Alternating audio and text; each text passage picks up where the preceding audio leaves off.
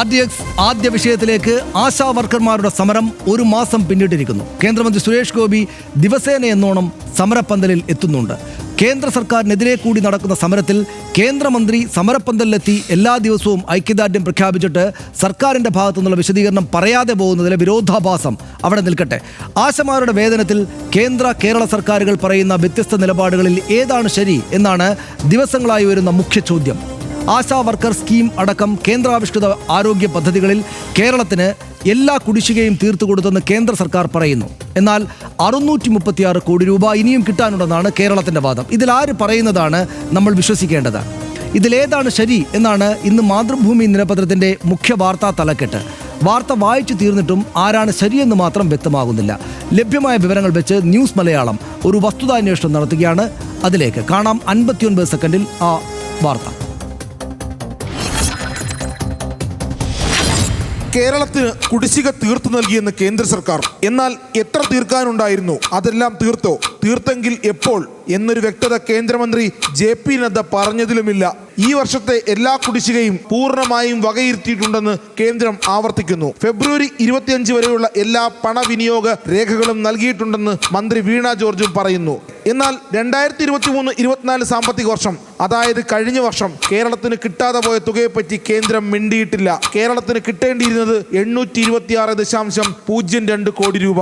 ഇതിൽ ഇതുവരെ കിട്ടിയത് 189.15 കോടി രൂപ മാത്രം. ആശാ സ്കീം ഇൻസെന്റീവിലെ 100 കോടിയടക്കം ആകെ 636.88 കോടി രൂപ കുടിശ്ശികയുണ്ട്. കേന്ദ്ര ആരോഗ്യ മന്ത്രാലയം joint secretary Saurav Jain IAS നൽകിയ കത്തിലും തുക അനുവദിച്ചില്ലെന്നത് വ്യക്തം. എന്നാൽ ഇത് കേരളം പാഴാക്കിയ തുകയെന്നാണ് കേന്ദ്ര നിലപാട്. News desk, news Malayalam.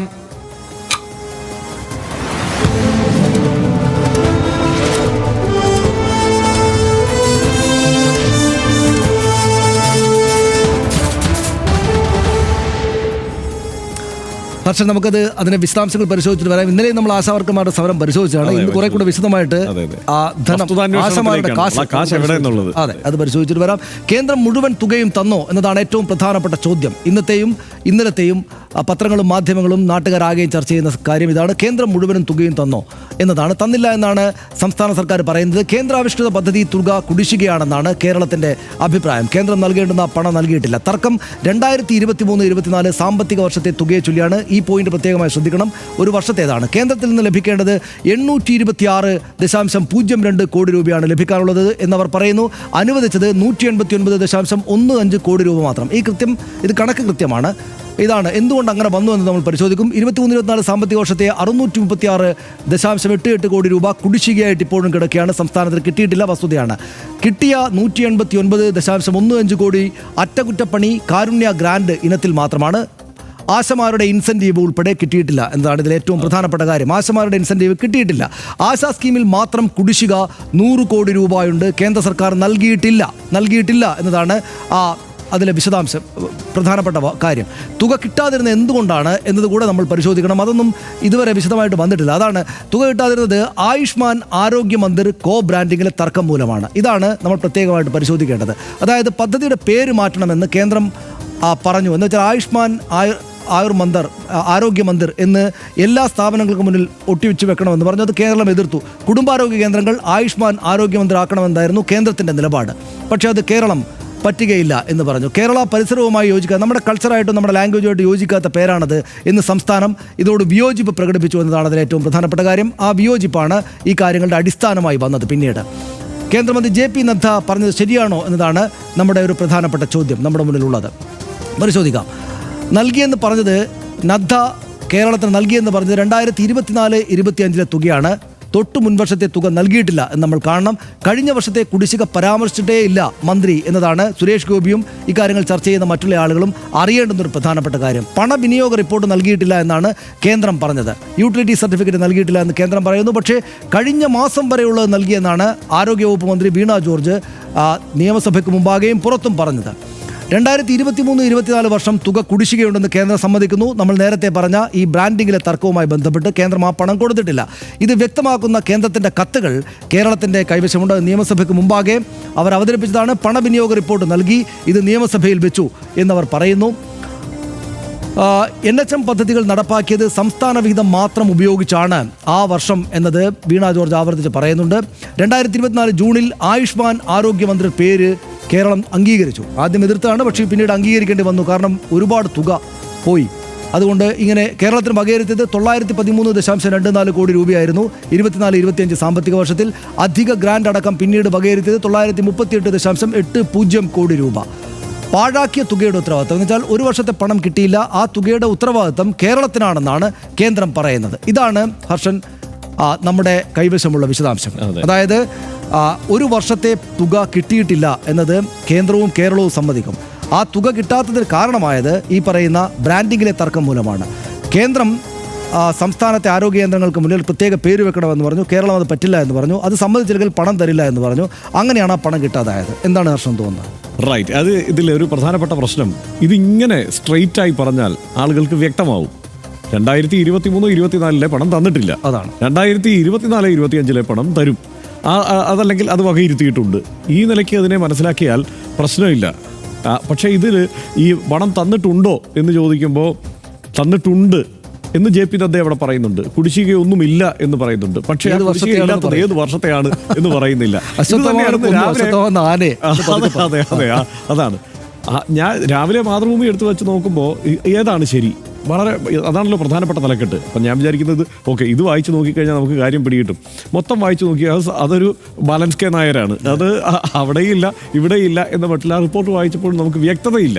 പക്ഷേ അപ്പോൾ വസ്തുത എന്താണെന്ന് നമ്മൾ അന്വേഷിക്കണമല്ലോ. അന്വേഷിക്കുമ്പോൾ മനസ്സിലാവുന്നത് ഇതാണ്. മാത്രമല്ല അതിൻ്റെ ഒരു ചരിത്ര പശ്ചാത്തലമുണ്ട്. ഇത് ധാരാളം പല ആവർത്തി കേരളത്തിൽ ചർച്ചയായതാണ്. വീണ ജോർജ് പല ആവർത്തി പറഞ്ഞതാണ്. കേന്ദ്രം പറയുന്നത് ഞങ്ങൾ നടപ്പാക്കില്ല. ഈ എന്താണ് അതിന്റെ പേരെന്താണ്, ആയുഷ്മാൻ ആരോഗ്യ മന്ദിർ എന്ന് പേരിടില്ല. അവർ പറയുന്ന നിറമടിക്കില്ല, അവർ പറയുന്ന നിറമടിക്കണം, ആയുഷ്മാൻ ആരോഗ്യ മന്ദിർ എന്ന് പേരിടണം എന്നൊക്കെ ആയിരുന്നു. അത് കേരളത്തിന്റെ രീതിക്ക് വെക്കുന്നതല്ല നിങ്ങൾ ഈ പറയുന്ന കാര്യം. ആയുഷ്മാൻ ആരോഗ്യ ഇപ്പം നമ്മുടെ മറ്റ് ആരോഗ്യ മേഖലയിലെ മറ്റ് സ്ഥാപനങ്ങളുടെ എല്ലാം പേരുകൾ വളരെ സ്വാഭാവികമായി ആളുകൾ മനസ്സിലാക്കുന്നതും പറഞ്ഞു പോകുന്നതുമായ മലയാളം പേരുകളാണ്. അത് മാറ്റിയാൽ മാത്രമേ ഈ പണം തരൂ. ഇത് നമുക്ക് ചേർത്ത് വായിക്കേണ്ടത് ഇതിനോടാണ്. തമിഴ്നാട്ടിൽ ഇന്നലെ നമ്മൾ ചർച്ച ചെയ്ത വിഷയം, അതായത് 2200 കോടി രൂപ ഹിന്ദി പഠിപ്പിച്ചില്ലെങ്കിൽ നിങ്ങൾക്ക് തരില്ല എന്ന് തമിഴ്നാടിന് 2300 കോടി രൂപ കൊടുത്തില്ല, ഇവിടെ 630 കോടി തന്നില്ല. അതാണ് ഇത് രണ്ടും സെയിം ആണ്, ഒരേ കാര്യമാണ്. അതായത് കേന്ദ്രം ഉദ്ദേശിക്കുന്ന തരത്തിൽ നടപ്പാക്കിയില്ലെങ്കിൽ ഞങ്ങൾ പൈസ തരില്ല. ഹിന്ദി നിങ്ങൾ പഠിപ്പിച്ചില്ലെങ്കിൽ ഞങ്ങൾ പൈസ തരില്ല. ഇതുപോലെ നിങ്ങൾ ഞങ്ങളുടെ പേരിട്ടില്ലെങ്കിൽ, ആയുഷ്മാൻ ആരോഗ്യ മന്ത്രത്തിൽ പേരിട്ടില്ലെങ്കിൽ ഇതിന്റെ പൈസ ഞങ്ങൾ ആശയ്ക്കുള്ള പൈസ തരില്ല. ഇതിനകത്ത് നടന്നത് അതാണ്. ഇതിനകത്തൊരു പ്രശ്നമുള്ള ദർശനം, അതായത് നമ്മുടെ സംസ്ഥാനത്തിന്റെ ആരോഗ്യ മേഖല ലോകത്തെ തന്നെ ഏറ്റവും മികച്ച ആരോഗ്യ സംവിധാനങ്ങളിൽ ഒന്നാണ് എന്നെല്ലാവരും സമ്മതിക്കുമല്ലോ. അത് പതിറ്റാണ്ടുകൾ കൊണ്ട് നമ്മുടെ സംസ്ഥാനത്തെ സർക്കാരുകൾ നേടിയതാണ്. കോൺഗ്രസ് നേതൃത്വത്തിലുള്ള മുന്നണിയും CPM നേതൃത്വത്തിലുള്ള മുന്നണിയും ചേർന്നിട്ടാണ് ഈ പറയുന്ന കേരളം രൂപീകരിക്കപ്പെട്ട തൊട്ട് ഇങ്ങോട്ട് ഈ ആരോഗ്യ മേഖല ഇത്രയും മികച്ച ഒന്നാക്കി മാറ്റിയത്. അതുകൊണ്ട് ഞങ്ങളുടെ ആരോഗ്യ സംവിധാനങ്ങൾക്ക് ഞങ്ങൾ പേരിട്ടോളാം എന്നൊരു നിലപാടെടുക്കാനുള്ള അധികാരം സംസ്ഥാന സർക്കാരിനുണ്ട്, സംസ്ഥാനം ഭരിക്കുന്ന ആളുകൾക്കുണ്ട്. അത് പറ്റില്ല. ഞങ്ങൾ പറയുന്ന ആയുഷ്മാൻ ആരോഗ്യ മന്ദിർ എന്ന പേരിടണം. എന്ത് പേരിട്ടാലും കുഴപ്പമൊന്നുമില്ല എന്നുള്ള ഒരു അഭിപ്രായമാണ് എനിക്ക് ഉള്ളത്. എന്ത് പെയിൻ്റ് അടിച്ചാലും കുഴപ്പമൊന്നുമില്ല, കാര്യം നടന്നാൽ മതി, ശരി.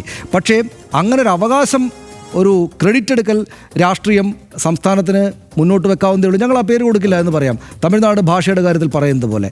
പക്ഷേ അതിനോട് വാശി പിടിക്കുകയാണ്. എന്ന് വെച്ചാൽ ഇവിടെ നിന്ന് അങ്ങോട്ടേക്ക് പോകുന്ന നികുതിയുടെ കൂടെ ബലത്തിലാണ് ആ പണം ഇങ്ങോട്ട് തരുന്നത്, അല്ലാണ്ട് കേന്ദ്ര സർക്കാർ ഔദാര്യമായിട്ട് തരുന്നതല്ല. അപ്പോൾ നിങ്ങൾ പറയുന്ന പെയിൻറ് കളറടിക്കാതെയും നിങ്ങൾ പറയുന്ന പേരിടാതെയും ഇരിക്കാനുള്ള അവകാശം ഞങ്ങൾക്കുണ്ടായിരിക്കെ നിങ്ങൾ പണം തരാത്തത് ശരിയല്ല എന്നവർ പറഞ്ഞു. പക്ഷേ ഇവരോട് മസിൽ പിടിക്കാൻ പറ്റില്ലല്ലോ, കാരണം ആരോഗ്യമാണ് പ്രശ്നം, ആളുകളെ ചികിത്സിക്കേണ്ടതാണ്. അതുകൊണ്ട് രണ്ടാമത്തെ വർഷം സംസ്ഥാന സർക്കാർ വഴങ്ങിയപ്പോഴും സ്വാഭാവികമായിട്ട് ഇവർ വഴങ്ങിയല്ലോ, എന്നാൽ പിന്നെ കഴിഞ്ഞ വർഷത്തെ പണവും കൂടെ കൊടുത്തേക്കാം എന്നല്ല കേന്ദ്രം ചിന്തിക്കുന്നത്, കൊടുക്കുന്നില്ല. അക്കാര്യം പറയുന്നില്ല. സംസ്ഥാനത്തിന്റെ സാമ്പത്തിക സ്ഥിതി കുറച്ച് പുറകോട്ട് പോയതുകൊണ്ടാണ്, അല്ലെങ്കിൽ ഒരുപക്ഷെ വഴങ്ങില്ലായിരുന്നു സംസ്ഥാനം. കാരണം അതുകൊണ്ടാണ് ആദ്യഘട്ടത്തിൽ വളരെ ആർജവത്തോടെ ഈ കിഫ്ബിയൊക്കെ പ്രതിസന്ധിയിലായി പോയതുകൊണ്ടാണ്, അല്ലെങ്കിൽ ഒരുപക്ഷെ അതിന് വഴങ്ങില്ലായിരുന്നു.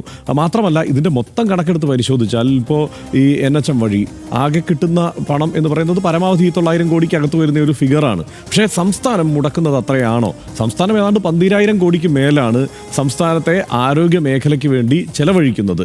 അപ്പം വളരെ താരതമ്യം ചെയ്യുമ്പോൾ വളരെ തുച്ഛമായ ഒരു തുക കേന്ദ്രത്തിൽ നിന്ന് വരുന്നു. പക്ഷേ അത് കേരളത്തിന് ആവശ്യമുള്ളത് തന്നെയാണ് ഇപ്പോഴത്തെ സാമ്പത്തിക സ്ഥിതിയിൽ.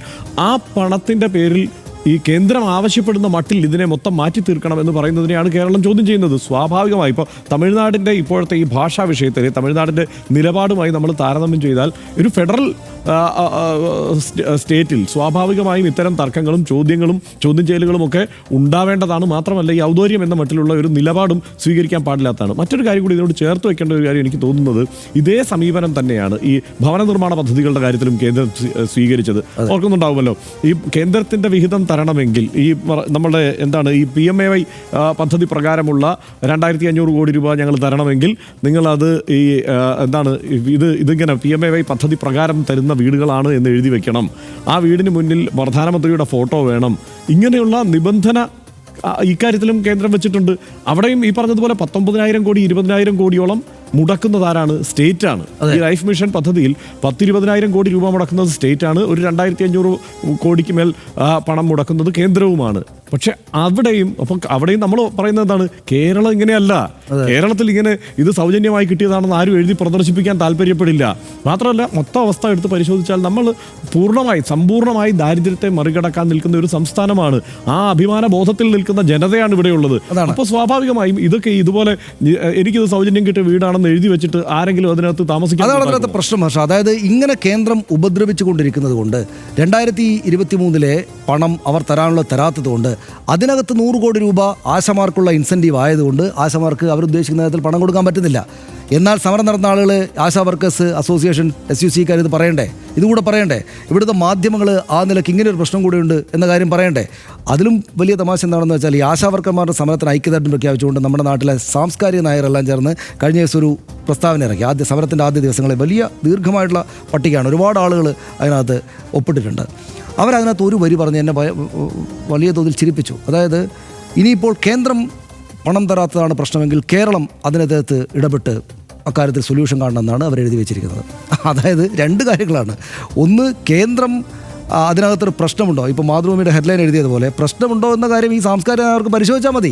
അവർ പരിശോധിച്ച് വ്യക്തത വരുത്തിയിട്ട് കേന്ദ്രത്തിന് കൂടെ ഇതിനകത്തൊരു പിഴവുണ്ട്, അപ്പോൾ കേന്ദ്രം കൂടെ ഇക്കാര്യത്തിൽ ജനങ്ങളോട് അനുകൂലമായ നിലപാടെടുക്കണം എന്നൊരു വരി എഴുതി ചേർക്കുകയല്ല. കേരളം ഇടങ്ങി അതിനൊന്നും പരിഹരിക്കണം എന്നാണ് എഴുതി വെച്ചിരിക്കുന്നത്. ഇപ്പോൾ കേരളത്തിന് നിരവധിയായിട്ടുള്ള പ്രശ്നങ്ങളുണ്ട്. കേരളം എല്ലാ കാര്യങ്ങളും വൃത്തിയായിട്ട് കൊണ്ടുപോകുന്നൊരു സംസ്ഥാന സർക്കാരാണ് എന്ന് നമ്മൾ വരും ദിവസങ്ങളിൽ നമുക്ക് പല കാര്യങ്ങളായിട്ട് ചർച്ച ചെയ്യേണ്ടി വരും. പക്ഷേ ഈ വിഷയത്തിൽ ഇത് കേന്ദ്രം ഇങ്ങനെ പണം തരാതെ ബുദ്ധിമുട്ടിക്കുകയാണ്, അതുകൊണ്ടാണ് താഴേക്ക് വിതരണം ചെയ്യാൻ പറ്റാത്തത് എന്ന കാര്യം ആരും പറയുന്നില്ല എന്നതാണ് ഇവിടുത്തെ ഏറ്റവും പ്രധാനപ്പെട്ട കാര്യം. SUCIക്ക് എവിടെ സമരം ചെയ്യാമോ? തീർച്ചയായും ചെയ്യാം. ആ സമരത്തിൽ ഉയരുന്ന മുദ്രാവാക്യങ്ങൾ വസ്തുതയാണോ? അത് നീതിയുക്തമാണോ? തീർച്ചയായും ആണ്. അത് ജനങ്ങൾ അതിൽ ചെവി കൊടുക്കേണ്ടതാണ്, സർക്കാരുകൾ ചെവി കൊടുക്കേണ്ടതാണ്, നടപ്പാക്കേണ്ടതാണ്. അത് മാത്രമല്ല, അതിനേക്കാൾ കൂടുതൽ ഇപ്പോൾ ഈ മറ്റ് സമരങ്ങളൊക്കെ വിവിധ സംഘടനകൾ സമരം ചെയ്യുമ്പോൾ 26,000 രൂപ സ്ഥിര വരുമാനം, വേതനം ഇവർക്ക് ഉണ്ടാവണം ഈ ആശാ വർക്കർമാർക്ക് എന്നുള്ളത് തന്നെയാണ് ആവശ്യം. ആ ആവശ്യത്തിൽ തന്നെ ഉറച്ചു നിൽക്കണം എന്നുള്ളതാണ് എൻ്റെ വ്യക്തിപരമായ അഭിപ്രായം. മാത്രമല്ല, ഈ ലീവുകൾ അനുവദിക്കുന്ന കാര്യത്തിലാണെങ്കിലും അവർക്ക് മറ്റ് ആനുകൂല്യങ്ങൾ അനുവദിക്കുന്ന പ്രസാവധി അനുവദിക്കുന്ന കാര്യത്തിലായാലും അവരുടെ പെൻഷൻ പ്രായത്തിൻ്റെ കാര്യത്തിൽ പോലും ഉദാരമായ നിലപാട് സർക്കാരുകൾ സ്വീകരിക്കണമെന്ന കാര്യത്തിൽ തർക്കമൊന്നുമില്ല. ഇവിടെ വെറും 2,000 രൂപയാണ് കേന്ദ്രം കൊടുക്കുന്നത് ഈ ആശാ വർക്കർമാർക്ക്. പക്ഷേ എന്നിട്ട് ഇവിടെ രക്ഷകന്റെ റോളിൽ സുരേഷ് ഗോപി അവതരിക്കുന്നതാണ് അതിനകത്ത് ഏറ്റവും വിചിത്രമായ കാര്യം. അതാണ് അതിലെ ഒരു ലോജിക്കില്ലായ്മ. പറഞ്ഞു പോകണ്ടേ, അതൊരു മനുഷ്യൻ അതിനെക്കുറിച്ച് സംസ്ഥാന സർക്കാരിന്റെ ഉത്തരവാദിത്വമല്ലേ? ആണ്. സംസ്ഥാന സർക്കാർ ഇടപെട്ട് എങ്ങനെയെങ്കിലും ഈ പ്രശ്നം പരിഹരിക്കണ്ടേ? വേണം. എങ്ങനെയെങ്കിലും പണം കണ്ടെത്തി ഇവരുടെ പ്രശ്നങ്ങൾ പരിഹരിക്കുകയും ഇവരുടെ ആശാവർക്കർമാരുടെ ജീവിതം കൂടുതൽ നന്നായി മുന്നോട്ട് കൊണ്ടുപോവുകയും ചെയ്യണം. കാരണം കേരളം അതാണ്. ഇന്നിപ്പോൾ ആശാവർക്കർമാർക്ക് അവിടെ പൊങ്കാലയിടുന്ന ആശാവർക്കർമാർക്ക് പൊങ്കാല കിറ്റ് കൊടുത്തിട്ടുണ്ട് സുരേഷ് ഗോപിയും BJPയും. അതായത് അവിടെ ചെന്നിട്ട് ഈ കേന്ദ്രത്തിന്റെ കയ്യിൽ നിന്ന് പണം വാങ്ങിച്ചെടുത്തിട്ട് കേരളത്തിന് കൊടുത്ത് അവരേതായാലും മുട്ടുമടക്കിയല്ലോ, പേര് ആയുഷ്മാൻ മന്ദിർ എന്ന് എഴുതാമല്ലോ, അവർക്ക് ആ പണം വാങ്ങിച്ചു കൊടുത്തിട്ട് ഈ ആശാമാർക്ക് സഹായം കൊടുക്കുമെന്ന് പറയേണ്ടത് BJP പൊങ്കാല കിറ്റ് സമാപിക്കുകയാണ്. അല്ല, ഇതിന് വേറൊരു കാര്യം കൂടിയുണ്ട്. മറ്റ് സ്റ്റേറ്റുകളിലെ കാര്യം എടുത്താൽ ഇന്നും സമരം നടന്നുകൊണ്ടിരിക്കുകയാണ് മറ്റു സംസ്ഥാനങ്ങളിലും. കേരളത്തിൽ എന്തായാലും ന്യായമായും കിട്ടേണ്ട പണം പല മേഖലകളിലും കേന്ദ്ര സർക്കാർ കൊടുക്കുന്നില്ല എന്നത് എല്ലാവർക്കും അറിയാവുന്ന കാര്യമാണ്. വയനാട് പോലൊരു വൻ ദുരന്തത്തിന്റെ കാര്യത്തിൽ പോലും എന്താണ് ഉണ്ടായത് എന്ന് നമ്മൾ കണ്ടിട്ടുണ്ട്. സമീപകാല ബജറ്റുകളുടെ കാര്യം, കേന്ദ്ര ബജറ്റുകളുടെ കാര്യം പറയേണ്ടതുമില്ലല്ലോ. രാഷ്ട്രീയമായ മുൻവിധികൾ മാറ്റിവെച്ച് നോക്കിയാൽ നിഷ്പക്ഷരായ എല്ലാവർക്കും തെളിഞ്ഞു കാണാവുന്നതേ ഉള്ളൂ കേന്ദ്രം സാമ്പത്തിക കാര്യങ്ങളിൽ സംസ്ഥാനത്തോട് ചെയ്യുന്ന ഉപദ്രവ നിലപാടുകൾ. ആശാ വർക്കർമാരുടെ കാര്യത്തിലും കേന്ദ്രം കൊടുക്കാനുള്ളത് മുഴുവൻ കേരളത്തിന് കൊടുത്തോ എന്ന് ചോദിച്ചാൽ ഇല്ല എന്ന് തന്നെയാണ് ഉത്തരം. ഒരു സംശയവുമില്ല. ആശാ വർക്കർമാർക്ക് ന്യായമായ വേതനവും ആനുകൂല്യങ്ങളും ലഭിക്കണമെന്ന് കേന്ദ്രം ശരിക്കും ആത്മാർത്ഥമായി വിചാരിക്കുന്നുണ്ടെങ്കിൽ, സുരേഷ് ഗോപി ശരിക്കും ആത്മാർത്ഥമായിട്ട് വിചാരിക്കുന്നുണ്ടെങ്കിൽ കേന്ദ്ര സർക്കാരും സുരേഷ് ഗോപിയും അതിനുവേണ്ട സീരിയസ് ആയ നടപടികളിലേക്കും നിലപാടുകളിലേക്കുമാണ് പോകേണ്ടതുള്ളത്. അവരത് വൈകാതെ ചെയ്യുമെന്നാണ് RDX പ്രതീക്ഷിക്കുന്നത്. നമുക്ക് ഈ വിഷയം കടക്കാം. ഹർഷൻ, അടുത്ത വിഷയത്തിലേക്ക്. നമുക്ക് അടുത്ത വിഷയത്തിലേക്ക്